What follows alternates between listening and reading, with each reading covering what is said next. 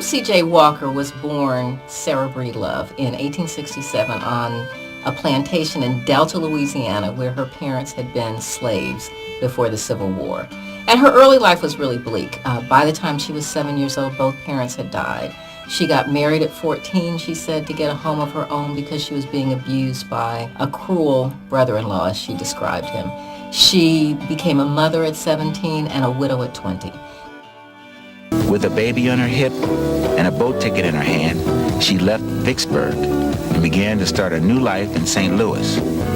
She had no trouble in finding work as a washerwoman. It was hard work, and it carried no status, but it was better than working as a live-in servant, her only other option.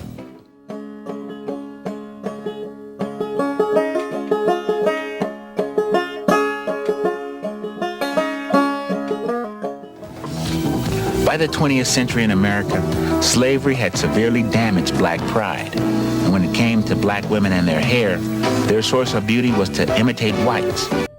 At the age of 33 in 1900, Sarah began selling a product door to door which she had formulated to remedy her own hair loss.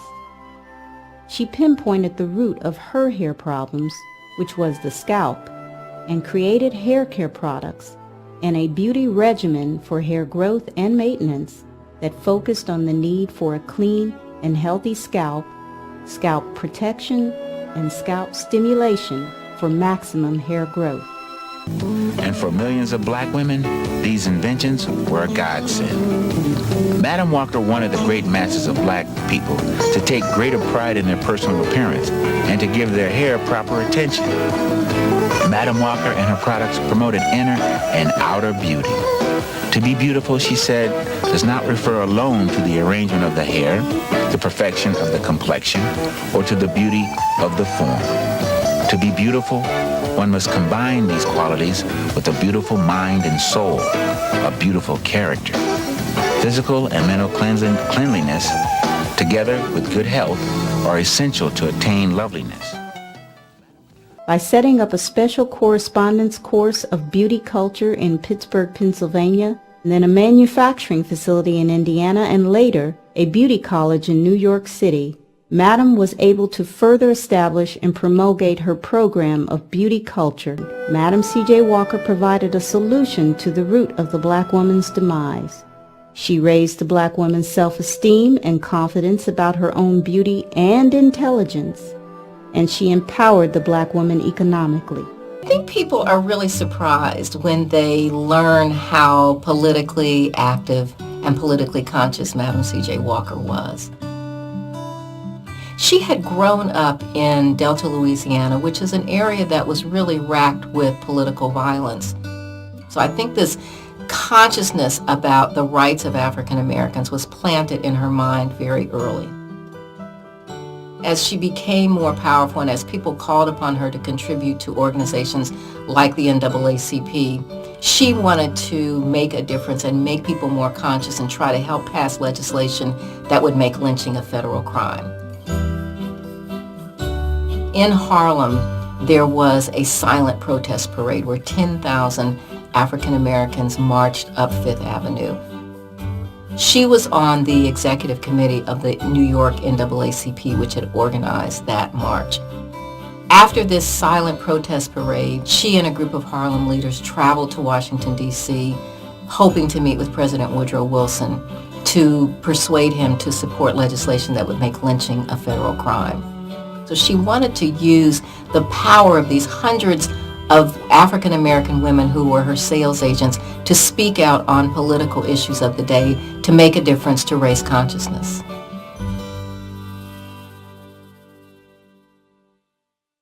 In less than 2 years after moving to Indianapolis, on September 2, 1911, Madam C.J. Walker petitioned the Indiana Secretary of State to become incorporated, and on September 19, 1911, exactly 1 year and 7 months since her arrival in Indianapolis, the Madam C.J. Walker Manufacturing Company of Indiana Incorporated was established, Madam Walker naming herself president and owner of all 1,000 shares of stock.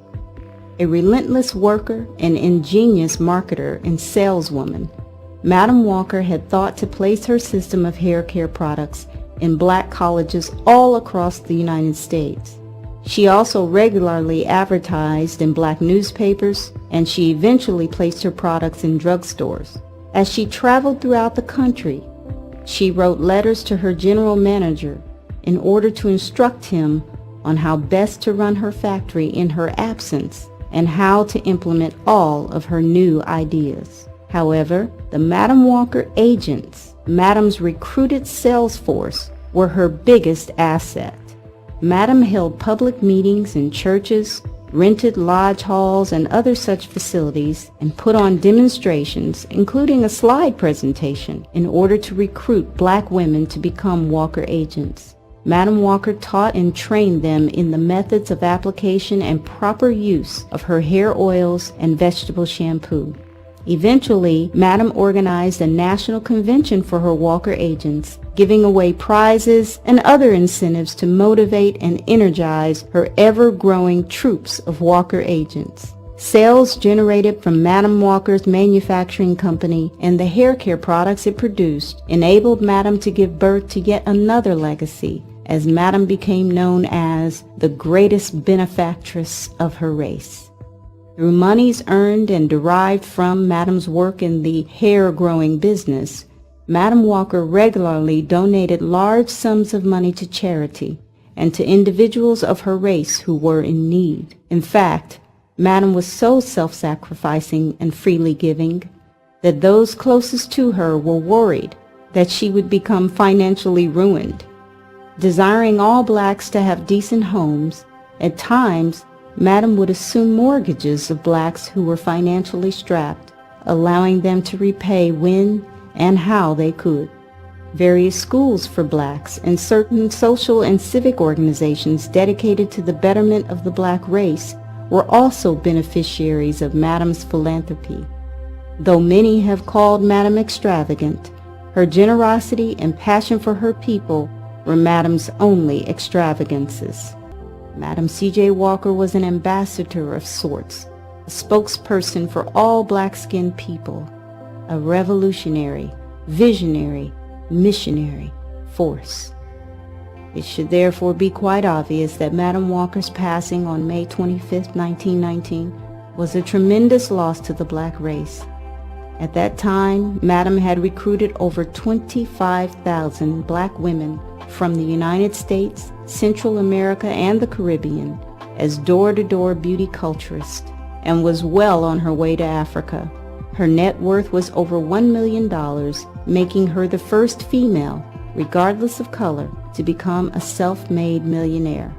Doing business today as Madam C.J. Walker Enterprises Incorporated, the hair care company founded by Madam C.J. Walker continues to manufacture and sell her original quality products, ensuring that the legacy of this remarkable woman never dies.